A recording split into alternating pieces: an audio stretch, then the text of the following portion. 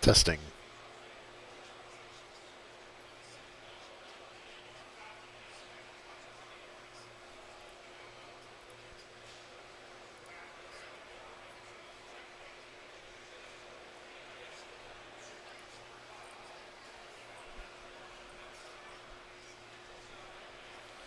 Hey everybody, I'm back. Welcome back to the Automation Podcast, the Automation Show, Insights in Automation, and live here from Manufacturing in America, Day 2, and just trying out a new set of headphones. I think, let me know in the comments, I think that these are working very well. I can hear a little bit of the chatter when I tested them in the background, but not a whole bunch.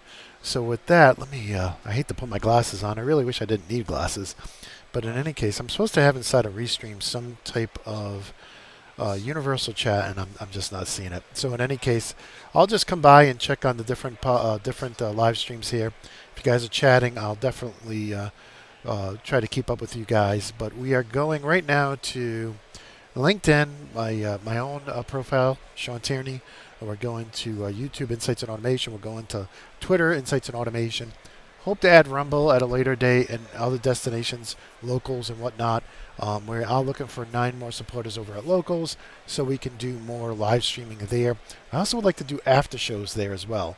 And one of the things I'm thinking about, well, first of all, let's just bring you up to speed of what we're working on right today.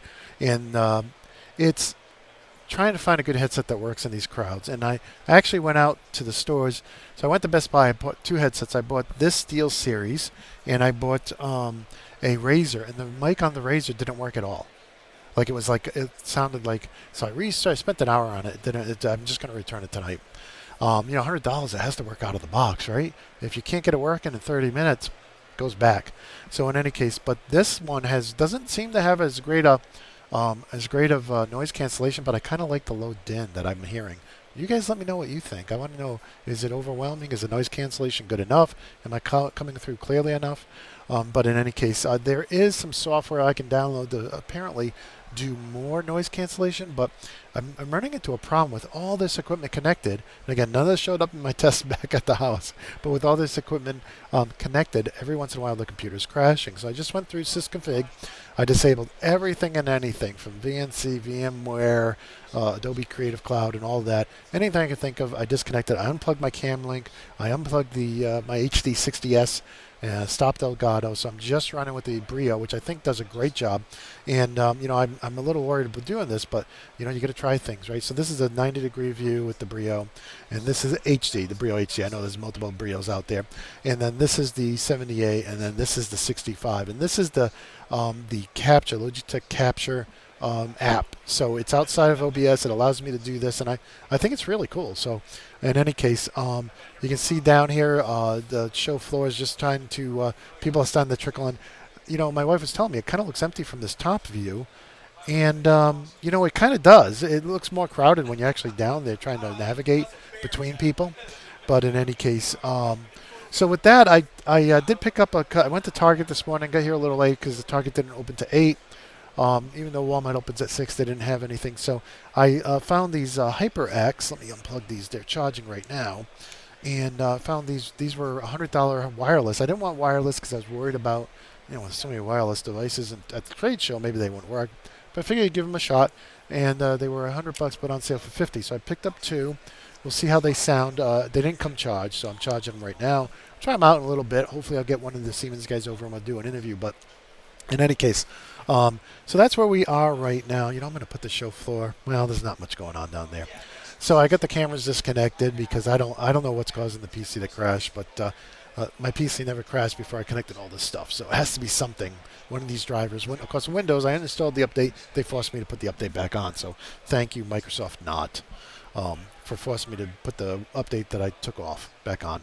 So in any case, with that, I'm just going to check the chat, see if anybody's out there. I know everybody's probably at work right now. So just check in just in case somebody's saying hey.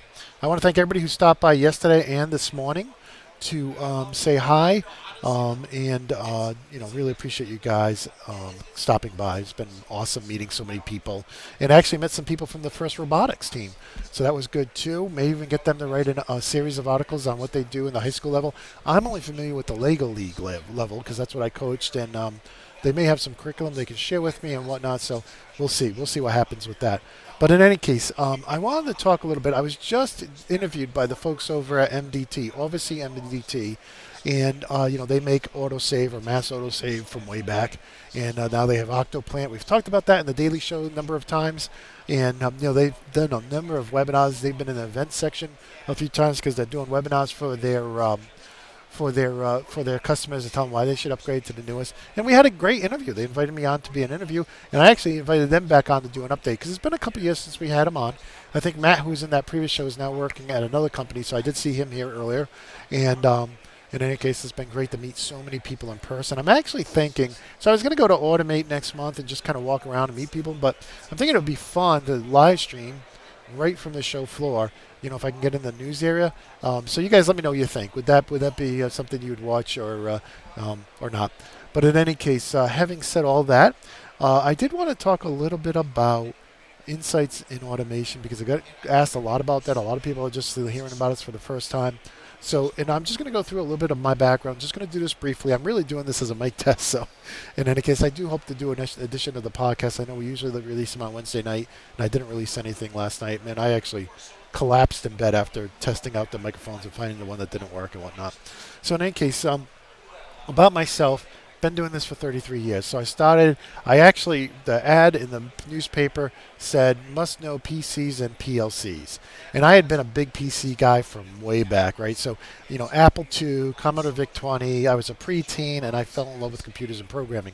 Now, my father's a master mechanic and he taught me so much. I will never be able to repay my father for everything he taught me as a kid. Construction, electrical, mechanical, just everything. And so, but I really got into this newfangled thing called the personal computer back in, the late 70s, early 80s, right? And that's, when we had Star Wars, we had Tron, we had, Battlestar Galactica, we had all these things happening back then. So Gen Xers know exactly what I'm talking about. If you're Gen X or older, you'll know what I'm talking about. And, there was no such thing as a cell phone. They didn't exist. And in any case, or pocket computers, right? Home computers had just come out. And so in any case, I fell in love with programming, but by the time I graduated high school, I was like, I wanted to get into electronics. So I went to school for electronics, ended up getting a degree, a 2-year degree, and got married. I was with my wife and I had been dating for over 2 years. We wanted to get married, so I said, you know what, I'm going to take my degree and run. And, I worked at a military contract for about a year, didn't really like it. Well, I first worked building computers, then I got a job at a military contract, didn't like it, moved down south. And applied for this job that says PCs and PLCs. And, it was interesting because I'm like, it's just an L. What's the difference, right? PC, PLC, it's just an L. And that's how I got into this crazy business and spent the last 33 years really, working industrial automation. Did a lot of electrical, too. They encouraged me to learn the electrical side because Stewart Sierra Company, great company, is an electrical distributor, and they sell electrical products and automation products and whatnot. So I learned a lot about the electrical side, a lot more than my dad ever was able to teach me about products, about different things, about enclosures, about NEMA ratings, and all of that. And it was a great experience, great people. But I kind of didn't like the people where I worked down on the Gulf Coast was amazing, but the climate wasn't for me. It was much like Orlando, right? It's just like 95 and 100% humidity every day. So we moved back up north. And I got another job, and I worked up here for distributors. I ended up working for Rockwell Automation Distributors for 25 years. And I always gravitated towards the PLCs, right? PLCs, HMI, and SCADA, and then later MES, thanks to Rockwell and their great STPA program. And, they trained us all up on S95, and that was just a phenomenal experience for the most part. And met a lot of great people over the years, and learned so much. So many smart colleagues and customers taught me so very much. I can never thank everybody that I don't know if I visited 5,000 different plants. Everything from wastewater to high-end semiconductor, and just all the end users, the engineers, the integrators, the the OEMs, the even salespeople have taught me so much. So, and I created Insights and Automation to give that all back. I just want to give back, right? I can never thank all those people who taught me everything I know, but at least I can pass it on to you folks. And that's why Insights and Automation exists. Now, why did I leave a six-figure job with people I loved working for, and I worked with for 11 years because just a great team I had down in Holyoke and Albany, and that I work with, and they were just phenomenal. Why did I leave? And simple answer. I was tired of driving. I would sometimes drive 8 hours a day to do 4 hours worth of work. And yeah, they would pay for a hotel if you want to do overnight, but who wants to sleep in a strange bed, right? Not me. I have family, I've got kids, and I have grandkids, 3 grandkids. I want to be home, right? So even though it was a great job, it paid great, I worked with some great people.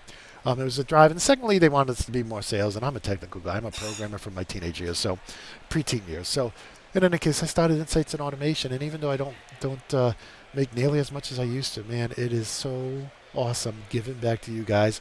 And now with the podcast and all the shows, I get to meet vendors, I get to find out what's new, and it's just a blast. And just meeting the students who've come here, who've taken my courses, has been awesome. They really just inspire me to do more. And I can't, one guy just kept going on and on, all the plans I have for the courses, all the upgrades I'm going to be doing for free for existing students and new students. And, if you buy the course today, if you buy any of the level 1, 2 extended courses, you get all the upgrades for free, right? So in any case, just really looking forward to it. But I have to, I also have to, keep the lights on, right? And that's why I'm here today, meeting members, want to get more work with more of them, get more sponsorships. As I've talked about before, Siemens has been a great sponsor. And, we've worked with other great companies too, IFM, Banner. Now I'm afraid I'm going to leave somebody out. But we've had so many great sponsors, PNF, RC, awesome. His episode's coming up soon. It'll be right before Automate. So in any case, and I know I'm going to leave somebody out, and I apologize, but we've had some great sponsorships, and that really helps us grow the show, grow what we do more interviews and whatnot. So just want to say a huge thank out to all those sponsors who, I'm running this promotion. I don't think I can reach it from here, but it's called Impact 100,000.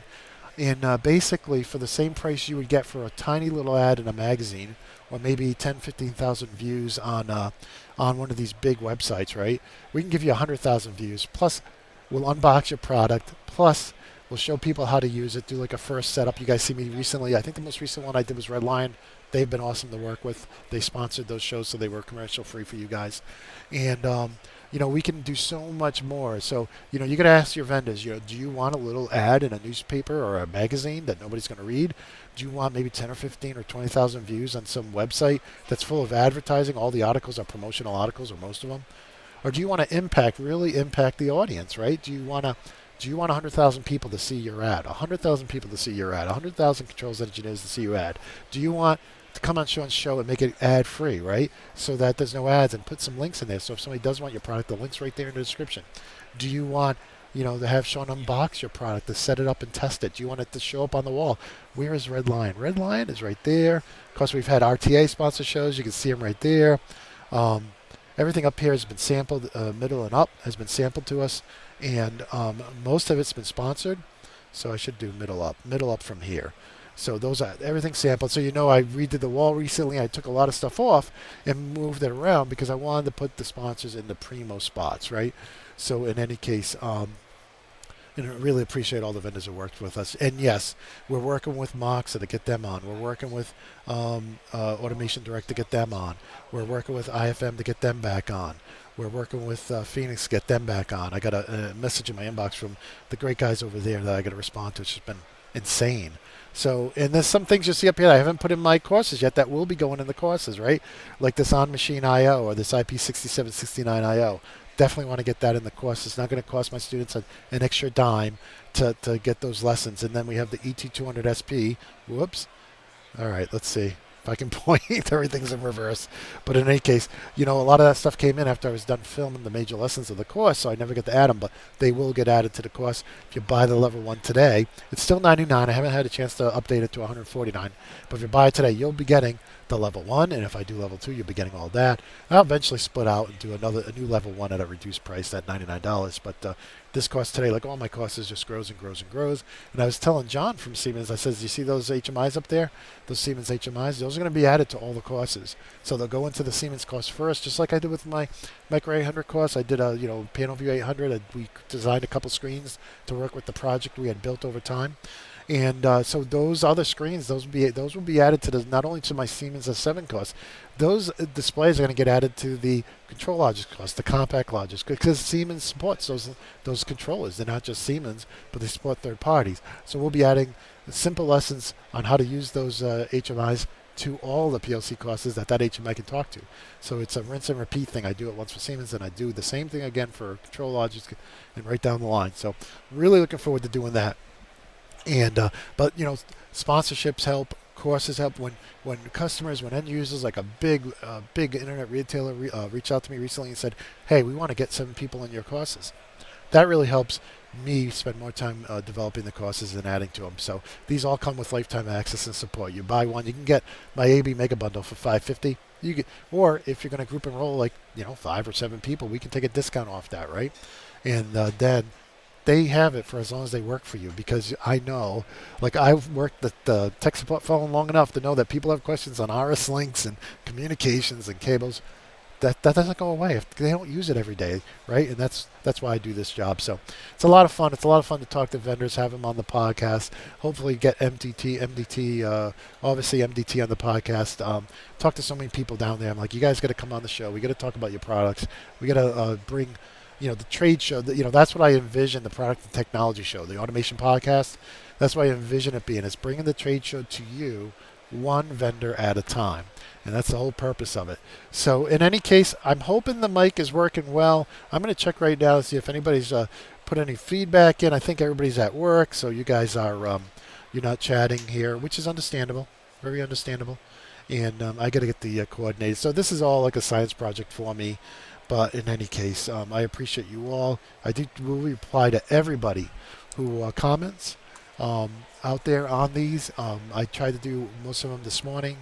I got through all the LinkedIn messages, got through all the locals messages, tried to get through all of the emails as well. There were a couple that were like, hey, we want to work, do business with you. Those I'll save till I get back. But in any case, I hope to get back down to the show floor later today and walk around with the camera and get some more pictures on the booths I didn't cover in yesterday's show.